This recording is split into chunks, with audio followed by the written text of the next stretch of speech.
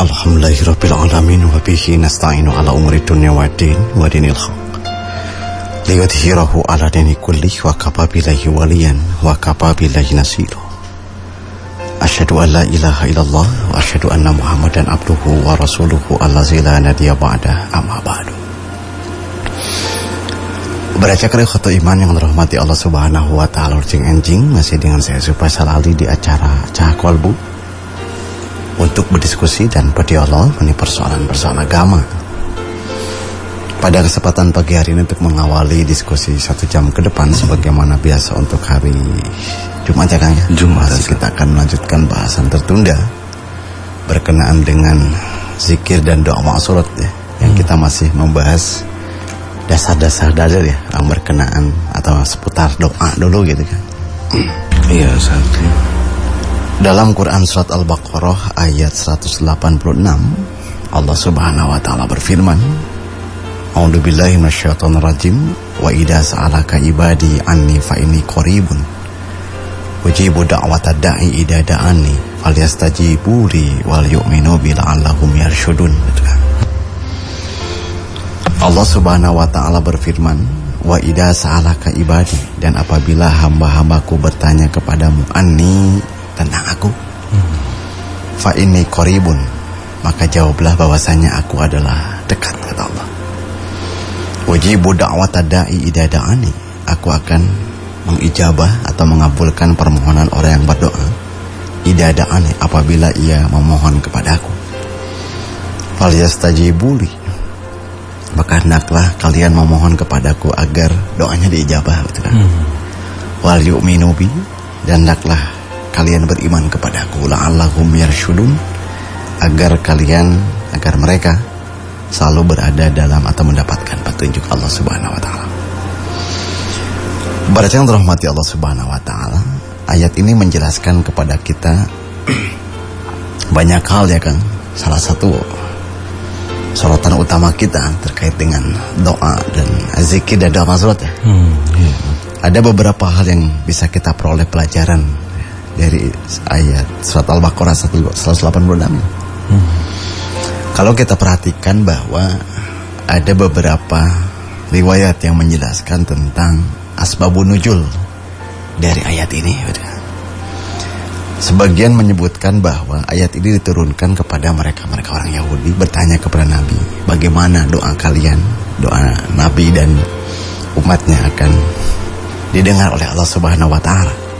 Sementara antara langit ke langit itu sangat jauh begitu kan? Iya. Apakah doanya akan didengar atau tidak begitu? Itu pertanyaan pertama. Asbab nuzulnya ya. Ada juga yang menyebutkan bahwa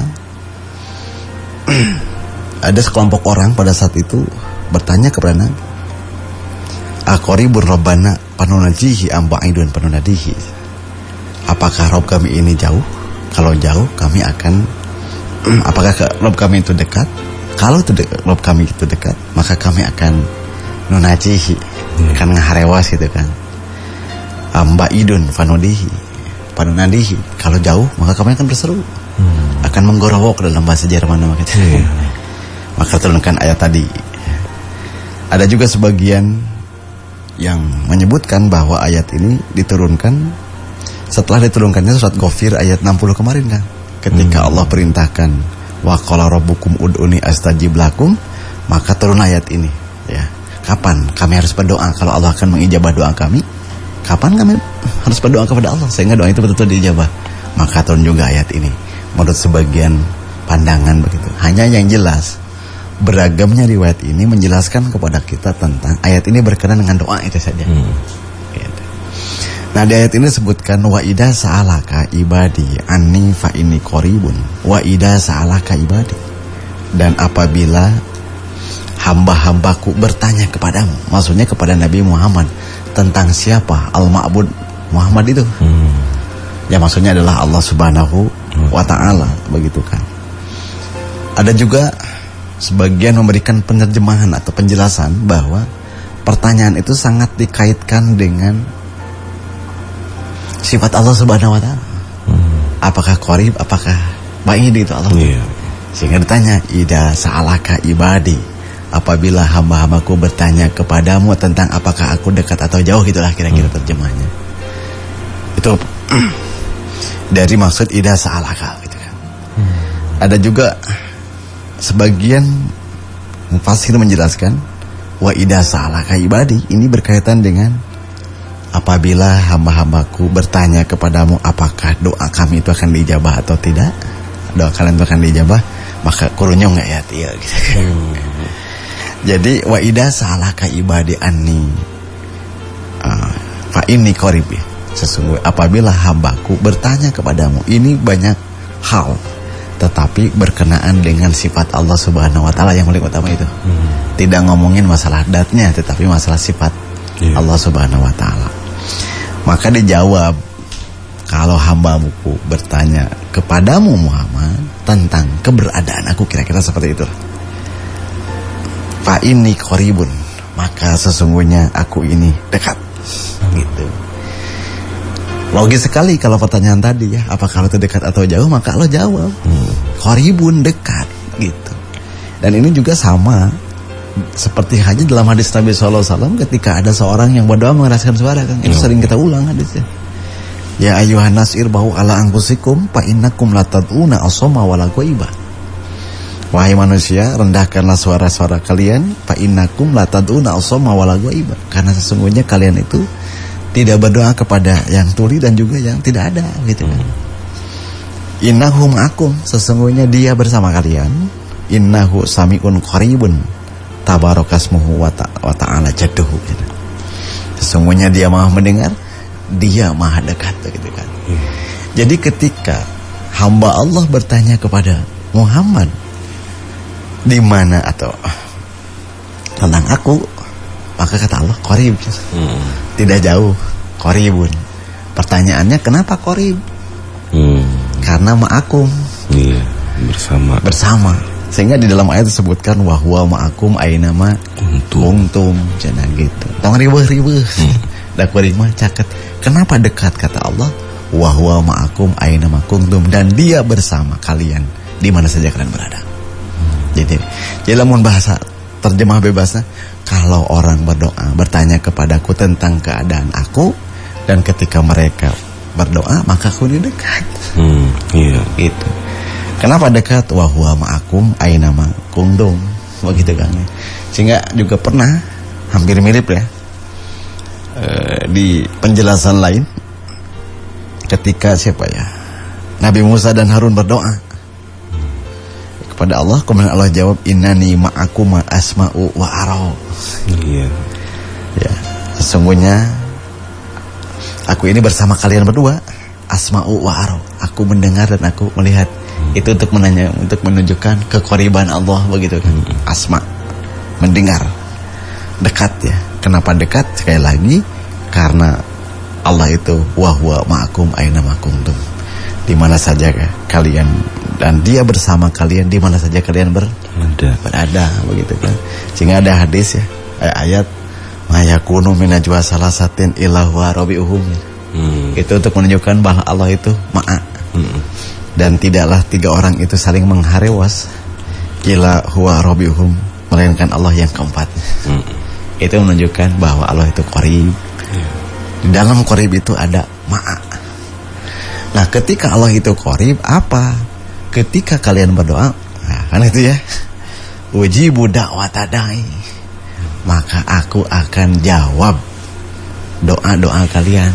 Harus yakin. Nah itu. Jadi kalau tadi dihubungkan dengan asbabun nuzulnya kan tadi. Kalau saya berdoa, apakah doa kami akan diijabah atau tidak? Nah, karena mereka tidak tahu apakah Allah itu qarib atau ba'id, jauh atau dekat. Gitu. Baru Allah jawab tadi, fa inni qaribun, sesungguhnya aku ini dekat. Ujibu da'wata da'i, aku akan mengijabah doa orang yang berdoa. Jadi salah satu hal yang penting ketika akan diijabah doa itu nggak doa heula. Kan gitu ya kan. Bade kumaha dipasikeun dan teu nyungkeun kan gitulah. Sar bahasa tagwal nama gitu. Maka Allah tegaskan ujibu da'watad da'i ida da'ani. Aku akan mengijabah karena Allah itu qarib. Tapi eta ge lamun dakwata da'i ida da'ani. Lamun ngadoa ka kuring. Iya. Kan gitu ya Kangnya. Nah kalimatnya ujibu, maka aku akan jawab. Ya. Jadi kalau orang berdoa di mana saja, kita tidak perlu untuk bersuara keras. Dalam hati pun Allah akan dengar. Kenapa? Qoribun. Allah itu dekat. Kenapa dekat? Wa huwa ma'akum aina ma kuntum. Asma'u wa aro. Allah mendengar dan melihat. Itu makna jauh dari di dalam makna yang tersirat dalam makna qorib di ayat ini ya. Jadi sekali lagi ujibu da'wata da'i ida da'ani. Bakal ngijabah mari Allah ngadoa orang. Bakal kan gitu. Kemungkinan dijawab doa itu besar sekali Kang sebetulnya. Kalau melihat ayat itu atau di ayat sebelumnya ya. Ud'uni astajib lakum. Kemungkinan besar doa yang disampaikan oleh kita kepada Allah akan dijawab. Gitu. Kemudian apalagi di ayat ini kalimatnya menarik ujibu.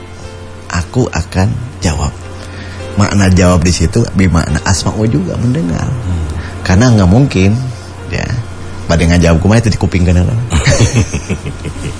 Maka ulama ada juga sebagian menjelaskan ujibu, aku akan mendengar dakwata da'i, doanya orang-orang yang berdoa ida da'ani lamun eta ge ngadoa.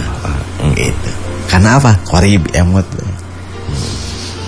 Kemudian di ayat ini disebutkan fal yastajibuli. Begitu Kang ya. Maka mohonkanlah, hendaklah kalian meminta kepadaku agar diijabah. Maksudnya karena akan diijabah maka dia harus berdoa dulu. Pada hakikatnya ayat ini menjelaskan sok atuh ngadaroa ka kuring. Kenapa disuruh berdoa? Kemarin kan sudah dijelaskan bahwa kita diperintahkan oleh Allah untuk berdoa itu apa? Untuk memperlihatkan bagaimana keiftikoran kita kepada Allah, kebutuhan kita kepada Allah, penghambaan kita kepada Allah. Oleh sebab itu fal yastajibu sok atuh ngadaroa ayeuna mah. Gitu. Da kuring teh bakal ngaijabah. Kalau kuring teh qarib. Maka akan dikupingkeun tah doa kalian teh kepadaku kan gitu. Jadi jangan ada anggapan itu napi moal doa teh dugi ka kuping ngandung kayak dijawab nya jeung hendeuna mah. Dijawab tidak, dijawab sebetulnya. Hanya jawabannya tidak selamanya iya. Bisa juga tidak. Tidak pun jawaban. Gitu sih Kang bade ngiring moal. Moal jawaban kan guys? Jawaban. Bade jawaban. Ngan di kita mah tahu jawabannya kalau iya semuanya. Iya. Fal yastajibuli, maka mohonkanlah oleh kalian kepadaku agar minta diijabah. Ya, sesamping disuruh untuk berdoa, gitu ya. Ayat ini menjelaskan kepada kita secara real ya, atau katakanlah formalnya, mohonkan juga, ya Allah ya Al-Mujib, jawab doa abdi sesuai dengan koyong abdi kan gitu. Itu harap kalimat fal yastajibuli gitu. Tetapi juga ada sebagian yang mengartikan fal yastajibuli teh sok atuh tos kitu mah geura taat maka Allah akan ijabah. Beberapa kemungkinan, tetapi itu semuanya tidak bertentangan. Tinggal bagaimana kita menempatkan pemaknaan itu sesuai dengan konteks ayatnya. Kan. Kemudian di ayat itu disebutkan wal yu'minu bi, dan hendaklah kalian beriman kepadaku. Ini salah satu jalan yang bisa ditempuh agar orang mendapatkan ijabah Allah. Jadi tidak hanya sekedar berdoa, mohonkan juga kalian kepada Allah untuk dijawab doanya oleh Allah. Dan juga kalian ketika berdoa sertai dengan keimanan. Karena doa teh ibadah. Makanya ibadah itu dasaran keimanan. Maka ketika kita berdoa, di situ ada keimanannya kepada Allah. Jadi kalau bahasa bebasnya, iman yang dimaksud di sini bukan hanya sekedar keyakinan Allah Rabb, Allah ilah kita, tetapi dijadikan bahwa doa itulah ibadah atau tidak buat kamu. Maka wal yu'minu bi, atau iman ke Allah, jadikeun tah awasar bahasa bebas nama ngadoa ka kuring teh jadi ibadah. Dasaran ku pengakuan bahwa Allah itu ilah kamu, bahwa Allah itu Rabb kamu, gitulah maksudnya. Wal yu'minu bi, sehingga apa? La'allahum yarsyudun, agar mereka mendapatkan Petunjuk apa? Petunjuk agar istiqomah. Istiqomah apa? Istiqomah dalam iman, istiqomah dalam ketaatan dan memohon kepada Allah, istiqomah dalam berdoa. Dan doa teh ibadah, maka tuh kedah lajeng teras ngadoa teh ulah ngadoa teh ker butuh hukul. La'allahum yarsyudun. Itu satu pemaknanya. Yang kedua, untuk apa? Agar kalian selalu berharap kepada Allah. La'allahum yarsyudun. Ai jalmi nu ngadoa mah ka Allah, berarti berharapna ka saha? Hanya ke Allah. Berarti tawakulna ka Allah. Gitu. Supaya itulah Allahum yarsyudun, mendapatkan petunjuk. Maksudnya tadi ya. Selalu dawam. Dorongan untuk mendapatkan petunjuk, selalu dawam untuk berdoa. Istiqomah di dalam berdoa, kan gitu. Kadang-kadang kenapa kita tidak istiqomah, yaitu karena manusia ketika belum dijawab doanya tidak istiqomah, kan doanya teh. Ada sebut istijal teh kan gitu. Berhenti. Sesungguhnya Allah itu akan menjawab, mengijabah doa seorang hamba apabila dia tidak istijal. Bagaimana istijal itu? Allah belum mengijabah, tetapi kamu sudah berhenti berdoa karena bosan. Maka dengan ini diijabah, diijabah yarsudun. Mudah-mudahan kalian mendapatkan petunjuk untuk bisa istiqomah selalu berdoa dalam setiap keadaan, dalam hal apapun. Ya kalau kita kemarin dibahas ya, bahwa doa Nabi SAW itu bukan hanya persoalan yang besar-besar kan. Doa hal kecil juga. Ya kan dalam hadis ini disebutkan dulu ya, yang kemarin itu Anas bin Malik menceritakan ketika Nabi pernah bersabda, mohonlah kepada Allah sekalipun sendal kalian putus. Bab sendal we nu pegat ngadoa ka Allah, lamun urang tos satu meser lah da moal 20.000. Bukan itu, tetapi ada pengakuan kerububiahan supaya apa? La Allahum yarsudun. Ngadoana teh istiqomah, di samping juga berharap ada kemaslahatan di situ. Itu kan ada untuk mengawali diskusi jam ke depan. Iya, alhamdulillah, termohon Ustadz, ya, dan Barai Cakra. Kita mulai kembali insyaallah untuk pembahasan pada hari Jumat. Seperti biasa kita melanjutkan terkait dengan doa dzikir dan juga doa masyurat. Setelah tadi yang sudah Ustadz paparkan ini berdasarkan dari Quran surat Al-Baqarah ya Ustadz ya, ayat 186 betul. Ya. Baik Barai Cakra, dengan landasan dalil ini perintah syariat bahwasanya kita harus senantiasa selalu berdoa, meminta, berharap, dan jangan sampai lupa untuk terus ke Allah. Karena ini kalau kita perhatikan Ustaz, syarat mungkin ya, syarat dari ketika kita berdoa itu sendiri gitu kan, itu seolah-olah harus terhimpun dalam doa seseorang itu, dari mulai kehadiran, kehusuan hati, perasaan, kondisi kejiwaan yang tunduk, patuh, dan tentunya juga mungkin ketepatan waktu ijabah doa gitu ya. Saat kalau dihimpun semuanya. Boleh Ustaz tambahan lainnya, silahkan. Iya, berarti yang dirahmati Allah Subhanahu wa taala. Tentu saja ketika Allah menyebutkan uji budak watadai, ada juga sebagian yang menyebutkan mutlak tanpa syarat. Iya. Nah, kalau kita lihat sebetulnya uji budak watadai itu bersyarat juga. Bersyarat. Iya, mas secara global. Kalau siga proskia lah, saat akang teh, kalau Yusuf minta ke Abdi pasti dipasihan. Secara umum pasti dikasih. Nah, tetapi kan gitu, ada ketentuan dan syarat berlaku. Kieu heula Kang, kieu heula Ustaz. Kieu heula wayahna prosedurna diikuti. Iya. Maka oleh sebab itu uji budak watadai pada hakikatnya bagaimana kita memenuhi syarat itu juga. Kepantasan dulu ya. Maka di tafsirannya sebagian menyebutkan bahwa ketika idada ani di situ ada siltkon fi qalbihi atau tidak. Iya. Ada keteguhan hati untuk berdoa atau tidak? Ada keinginan tidak di situ? Karena kalimat idada ani bukan hanya saja menyampaikan harapan saja, tetapi di situ keadaan kita ada nggak rasa iftikor, ada tadaru. Da ari teu iftikor mah moal ngadoa orang. Iya. Maka itu pun bisa menjadi syarat. Nah, nanti ada syarat-syarat doa dalam Al-Qur'an. Kita bahas nanti ya. Hanya di sini kita mendasar aja dulu ya. Al-Qur'an pun menyebutkan fad'ullaha mukhlishina lahuddin. Hendaklah kalian berdoa kepada Allah mukhlisin, sambil dalam keadaan mengikhlaskan diri untuk menjalankan ketaatan beragama. Jadi salah syaratnya teh ikhlas. Ikhlas ngadoa. Ari ikhlas ngadoa teh hartosna benten kan mencakup di dalam tadi disebutkan tadoru, menghadirkan itu lamun di bendel deui mah kitu nya mereka akan disebutkan tadoru, pengharapan dan sebagainya. Itu ada dalam di bendel dirangkum dalam sebut ikhlas. Da bade kumaha tadoru aya dasar teh ikhlas mah. Iya. Oleh sebab itu berdoa ikhlas itu dalam pengertian bahwa dia memenuhi persyaratan, bukan hanya doa itu sebagai ibadah, tetapi hal-hal yang tadi di dalam. Ya. Ada kebutuhan, merasa butuh, ada tadorunya, ada apa tadi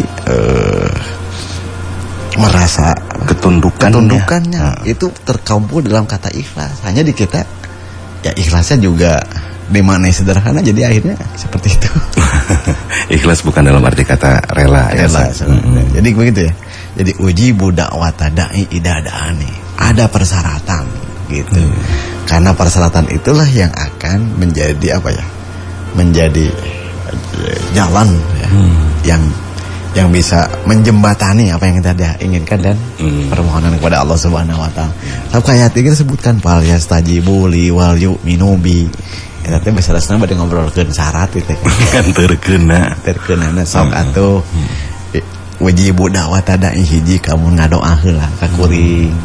Nu kadoa mohon ka Allah supados doana diijabah itu ikhlas kan gitu. Gitu.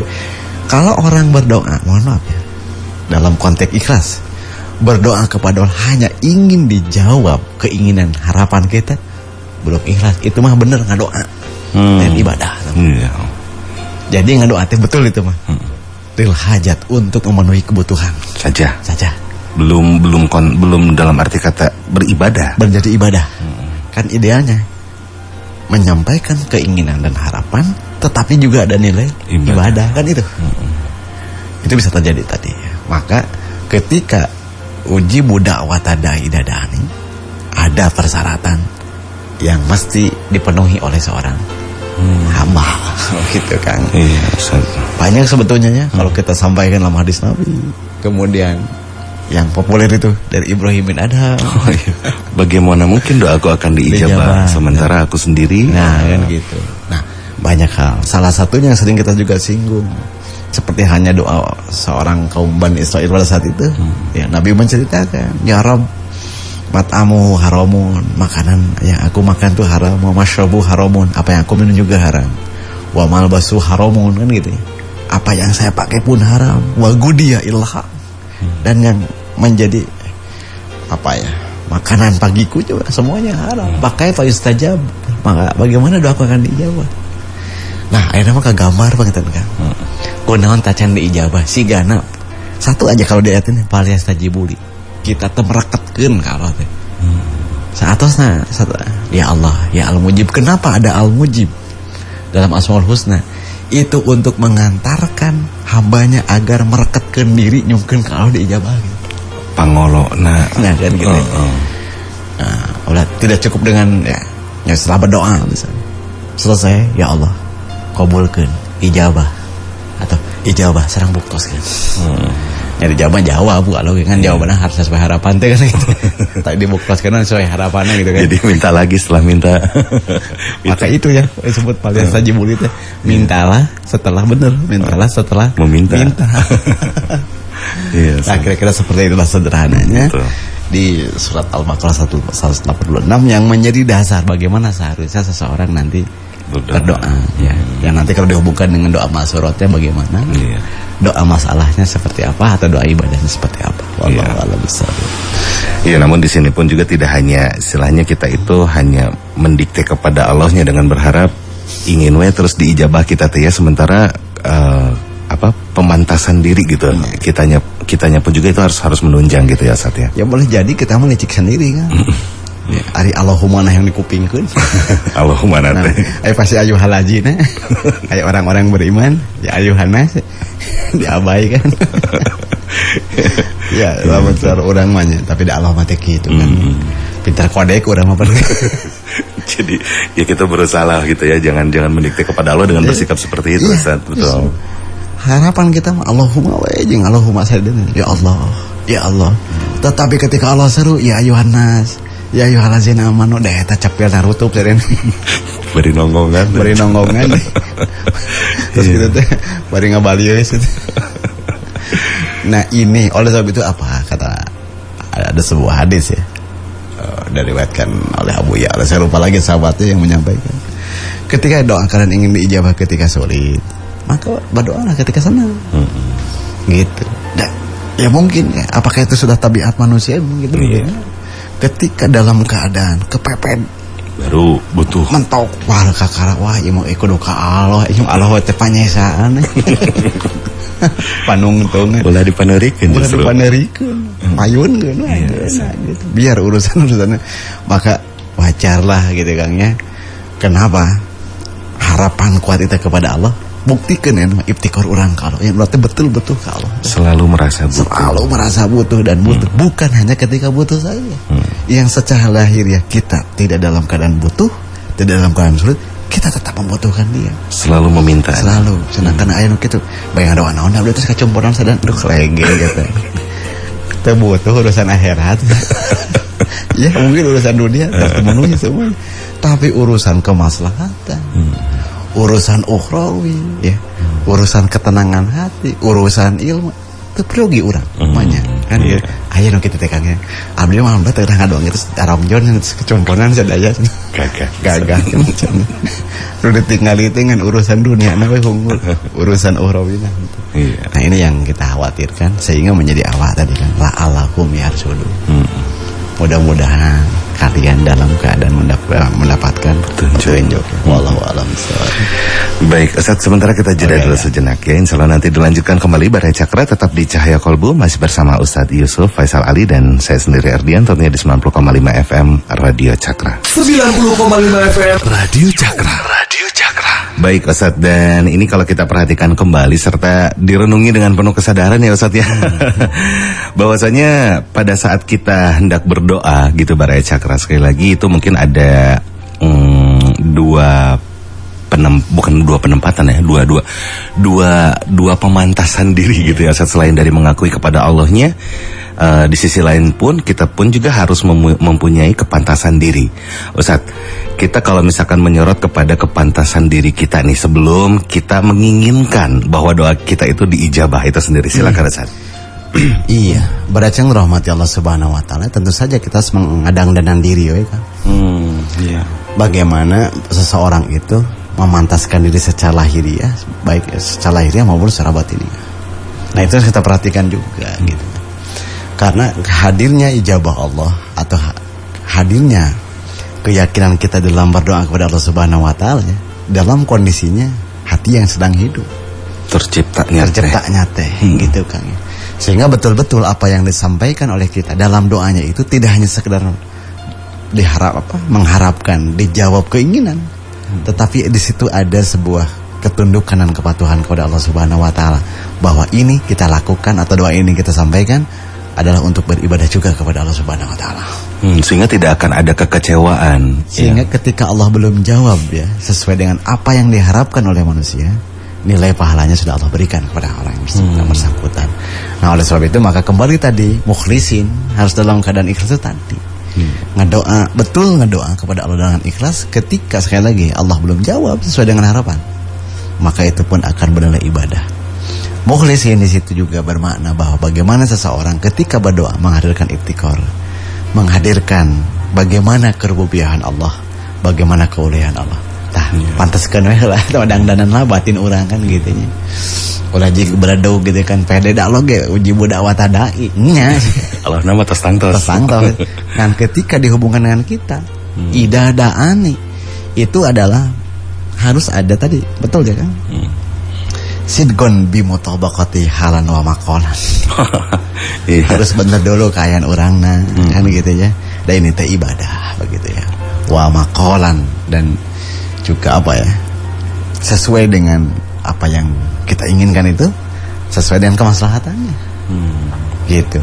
Ya kadang-kadang kan orang ngadoa teh tarang ukur kemaslahatan kan. Nu penting diijabah. kemaslahatan teh. Ada sungkeun ku urang teh lagungannya kan gitu. Ya Allah, ya, berikan kemaslahatan apa yang kau berikan kepada aku kan gitu. Apa yang mohonkan aku kepada engkau kan gitu. Orang terang yang penting kemaslahatan, penting aya we. Doa maslahat yang teh. Harusnya kita pun juga peduli terhadap doa kita sendiri gitu ya Ustaz ya. Selain dari meminta dan ingin dipenuhinya saja gitu kan, kita pun juga minta kemaslahatan darinya kan gitu. Itulah falyastajibu li wal yu'minu bi gitu ya. Iya Ustaz. Baik, dan kita coba Ustaz sambil ke pertanyaan yang masuk. Iya, sudah ada yang bergabung. Ya, lantas Ustadz, apakah ketika berdoa itu harus dicocokkan dengan waktu-waktu tertentu saja atau umum pun juga bisa? Terima kasih ya. Kalau kita lihat di ayat ini sebetulnya bebas kapanpun mau berdoa mangga. Kan ada waktu yang bisa namun ada waktu yang bisa kita perhatikan. Saatul ijabah. Yang sebut saatul ijabah. Cing pertanyaan, lamun luar saatul ijabah diijabah moal ku Allah. Diijabah. Udah soalnya syaratnya dalam ayat ini ya. Ayat ini saatul ijabah itu adalah untuk bagaimana seseorang memperhatikan waktu saja. Nah kalaupun orang tidak berdoa di saatul ijabah atau di makomul ijabah di sana, atau orang rugi kan di Indonesia di belah mana makomul ijabah? Di Arab Unggul sudah ini. Motivasi mungkin ya. Nah itu untuk memberikan motivasi. Kapan kita harus memperhatikan waktu di dalam berdoa itu saja. Kalaupun orang berdoa di lain waktu di luar saatul ijabah, insya Allah jawab. Gitu. Asna ieu mah da ngadoanan teh dina saatul ijabah eta mah adab-adabanana gitu. Tetapi bukan terbatas di situ. Pamikeun saatul ijabah kumpul misalnya. Kapan harus berdoa? Kalau lihat ayat ini qoribun berarti kan gitu kapanpun, dimanapun. Ya. Apakah di situ ada tepat saatul ijabah atau di luar makom Allah jawab. Gitu. Hanya saja bahwa kenapa ada saatul ijabah, ada makomul ijabah, hanya Allah memberikan perhatian begitu ya pada waktu-waktu tadi agar kita tidak terlalaikan dengan waktu itu kan untuk berdoa. Intinya dalam setiap saat berdoa dan tidak ada halangan bagi Allah untuk menjawab doa kita sekalipun di luar saatul ijabah, sekalipun di luar makomul ijabah. Pilih ada orang ngadoana tadi saatul ijabah jadi lain tadi mau ijabah seueur Kang ya. Itu untuk menunjukkan apa bahwa manusia pun dituntut untuk tetap dawamul doa, terus dan terus berdoa kepada Allah Subhanahu wa taala. Banyak hal sebetulnya. Hanya kita kadang-kadang membatasi permohonan gitu dalam urusan duniawi saja. Kita tidak pernah, mohon maaf ya, meminta ya. Bagaimana ya Allah misalnya, itu kan doa juga. Bimbing lahir batin abdi. Maslahatkan Allah pidamal ku urang kan gitu ya. Berikan kebaikan semua. Ya, seakan-akan kita tidak butuh berdoa dalam urusan ukhrawi. Padahal itu juga penting. Pernahkah kita minta ya Allah bimbing abdi salat supaya tiasa khusyuk, tiasa meraktekeun salat, kan gitu nya. Tiasa saum bisa salat ka ikhlas, saumnya juga ikhlas. Wah itu juga permohonan kita kepada Allah dalam sebuah hal, baik urusan yang duniawi maupun urusan ukhrawi. Ya. Jangan sampai kita sempitkan urusan dunia saja, urusan dunia saja, urusan ukhrawi juga. Mata aya doa Rabbana atina fid dunya hasanah wa fil akhirati hasanah. Permohonan kita tidak hanya dibatasi dalam urusan kebutuhan kita. Ego kan gitu teh. Sebat namanya. Ego sektoral gitu. Coba kehanjing mikiran teh sorangan we. Kabatur tara ngadoakeun itu satunya. Nu kadua di urusan yang lebih penting juga tidak pikirkan. Itulah bedanya orang yang beriman dan tidak beriman. Orang beriman pasti diselapkeun ngadoanan teh kebaikan ukhrawi. Untuk pelit ke diri sendiri gitu. Urusan ukhrawinya juga dia berdoa kan gitu ya. Nah, itulah yang tadi ya. Jadi untuk berdoanya bebas silakan sebetulnya. Tapi kalau mau memperhatikan waktu, ada waktu-waktu yang memang Allah pilihkan agar orang memperhatikan gitu. Kira sarkasana poperiheun atuh ente teh jarang ngadoa cing atuh saat salat ijabah tuh ngadoa gitu. Diiming-iming nanti gitu. Ya kan seperti gitulah. Jadi silakan saja kalau berdoa. Tetapi saya lagi, kalaupun mau ya mangga, dan memang seperti itu ya.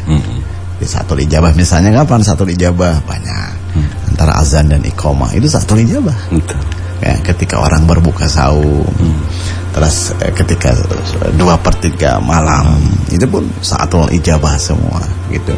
Nah, kalau ada di doa saatul ijabah, candi ijabah, kumaha? Tetap terus berdoa harus. Kan gitu. Itu saat nu salah, orang melepat.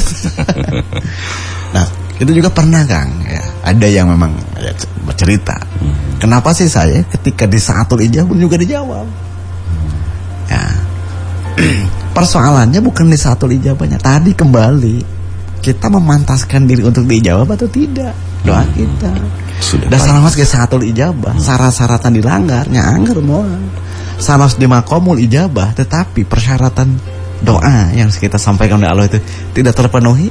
Ya dari sisi kitanya. Dari sisi fasilitas Allah sampaikan. Nih, waktunya, nih tempatnya. Tetapi kalau kita tidak mau mengikuti alur itu dengan kondisi hati kita sidqon bener, nggak akan dijawab. Jadi hijabul ijabah. Tadi hijabul ijabah gitu. Ongko di maqamul ijabah tapi tidak ijabah. Nah, itu jadi penghalang ijabah. Nah, itu yang diperhatikan juga. Jadi dua sisi ya, dari sisi Allah kepada kita, Allah siapkan fasilitasnya. Dari kita kepada Allah, apa yang harus kita persiapkan? Sehingga doanya bisa dijawab. Gitu. Ulah dogen nanya tuh dijawab doanya, doa teh. Ulah nyalahkeun Allah atau bro, salahkeun urang. Aya naon dan gitu. Ada masalah apa dengan kita? Perbaikan diri apa yang harus dilakukan? Nah, itu gitu. Jangan sampai nanti nunjuk nanti ke Allah itu. Dite ke Allah. Jadi silakan kalau mau berdoa mah tidak dibatasi oleh ruang dan waktu kecuali di WC unggul teman. Baik Ustaz. Ya, dan alhamdulillah Ustaz karena waktu pun juga sudah tidak mencukupi untuk kebersamaan kita. Terima kasih banyak Barai Cakra untuk yang sudah bergabung. Iya, jazakallahu khairan kasran, dan insyaallah kita lanjutkan kembali esok hari di waktu serta kesempatan yang sama Cahaya Kolbu bersama Ustaz Yusuf Faisal Ali. Semoga apa yang telah dipaparkan oleh Ustadz pun menjadi ilmu yang bermanfaat bagi kita semua, bisa dimanfaatkan sekaligus diamalkan. Dan langsung saja saya mewakili bertugas Ardian undur pamit. Aku qouli hadza wa astaghfirullah li wa lakum. Assalamualaikum warahmatullahi wabarakatuh.